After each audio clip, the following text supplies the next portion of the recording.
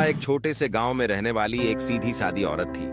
पढ़ी लिखी न होने के बावजूद वह अपने बेटे चिंटू से बहुत प्यार करती थी और उसकी हर जरूरत का ख्याल रखती थी।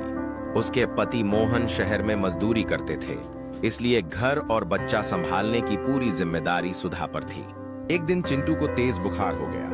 गांव के डॉक्टर ने सुधा को एक पर्ची पर दवा का नाम लिखकर दे दिया और कहा कि उसे तुरंत दवा दिला दो। लेकिन सुधा को पढ़ना नहीं आता था।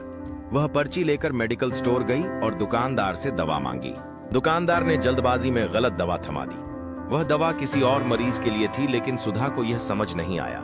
उसने घर आकर बिना सोचे समझे दवा चिंटू को पिला दी। कुछ ही देर में चिंटू की हालत बिगड़ने लगी। उसकी सांसें तेज चलने लगीं और वह बेहोश हो गया। सुधा घबरा गई और दौड़कर पड़ोस के रामलाल चाचा को बुलाया।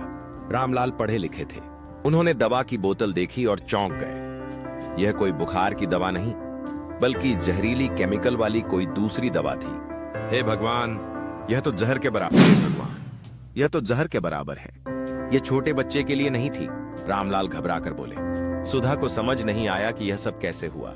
वह चिंटू को लेकर भागी भागी अस्पताल पहुंची, लेकिन तब तक बहुत देर हो चुकी थी।